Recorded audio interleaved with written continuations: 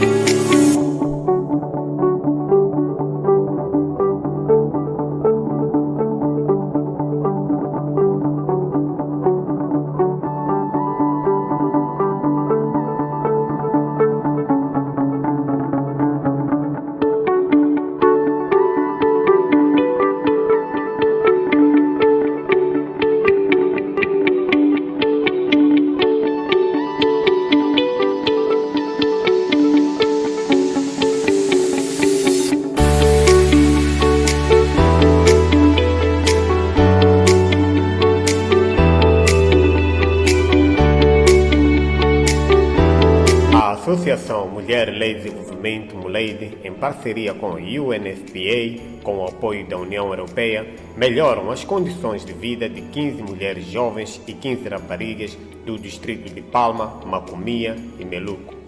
As mesmas se beneficiaram de cursos de gestão de pequenos negócios e confeitaria, recebendo ainda um kit de diversos produtos para iniciarem os seus negócios.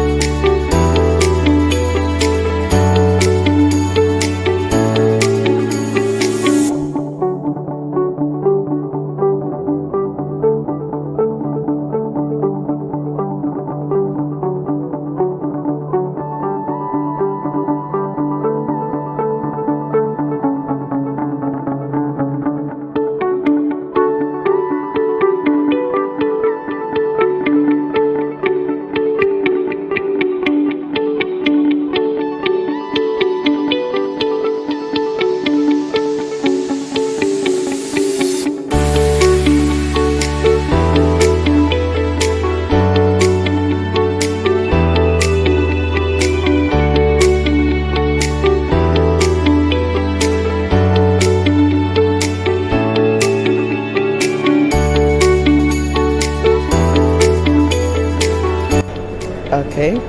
I'm Rafa Valente Machava, the Executive Director of Women Law and Development, Muleidi, which is a feminist organization based in Mozambique. I'm Mozambican by nature. And we are partnered to RISI program on the conservation of marine and ecosystem at Vilankulu city, which is the south region of Mozambique. It's at Inhambane province. Here at COP, and thank you to RISI to have invited us to be part of this COP, because this is high level of advocacy for climate change and climate justice. So I'm happy to be here. I'm sharing our own experience, and I'm also learning a lot of different environment that I found them here.